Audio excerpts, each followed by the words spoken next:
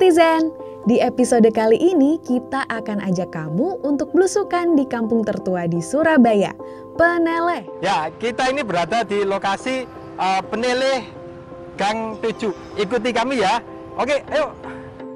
Kita akan bahas gaya arsitektur bangunan kuno. Apa aja sih keunikan yang ada di kampung Peneleh ini?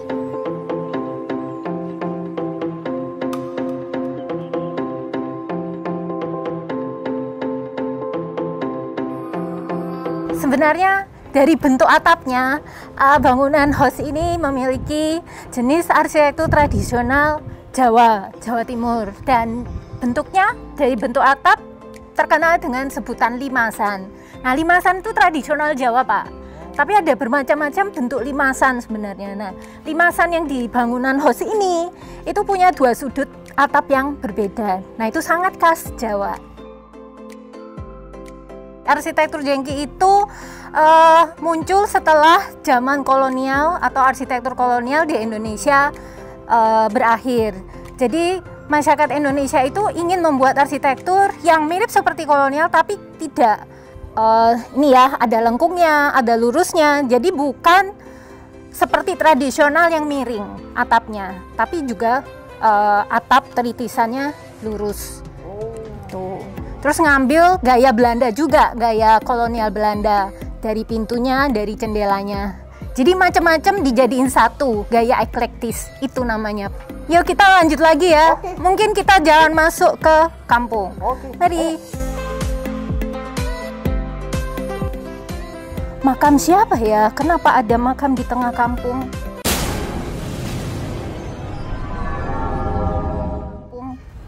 Jadi dulu ini punya ciri-ciri area ini dulu pemakaman. Pemakaman misalnya ada rumah, ya. Terus keluarganya dimakamkan di sini. Oh. Ada beberapa versi. Atau memang di sini memang dulunya memang pemakaman umum. Iya. Lalu ada yang versi yang lain. Iya.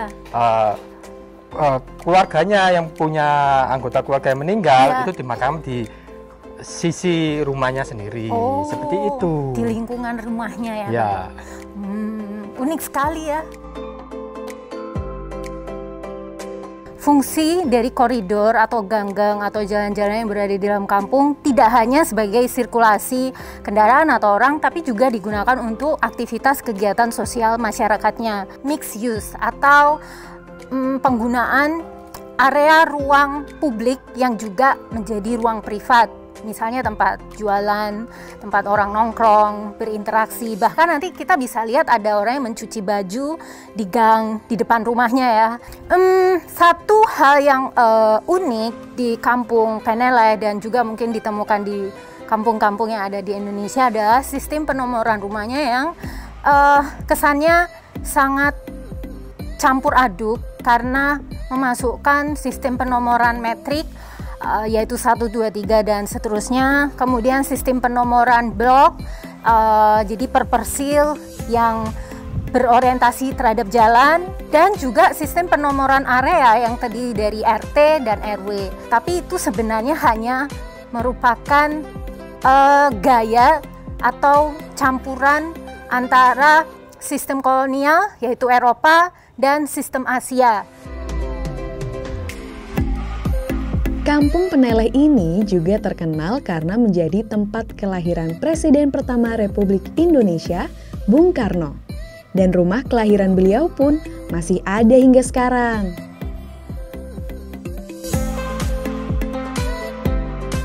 Kalau kuliner, ada satu makanan yang melegenda di area heritage ini, yaitu Rumah Bakcang Peneleh. Turun-temurun dari generasi ke generasi selama kurang lebih 50 tahun. Usaha yang kini diteruskan generasi ketiga di keluarga ini dilakukan dari dapur saja, dari membuat, menerima pembeli, hingga mengirimkan pesanan bakcang ke luar kota.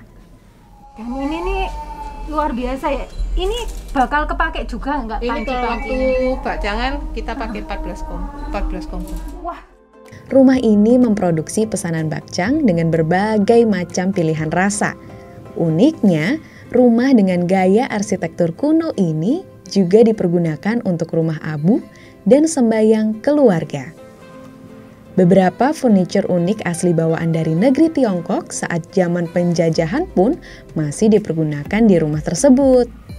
Permukaan kayunya ini adalah dari cangkang kerang asli Tiongkok. Tidak diukir tapi ditakik dan dimasukkan, ditempelkan cangkang kerang. Oke deh, sekian dulu belusukan kita kali ini. Nantikan episode berikutnya ya. Jangan lupa like, subscribe, dan komen. Dah!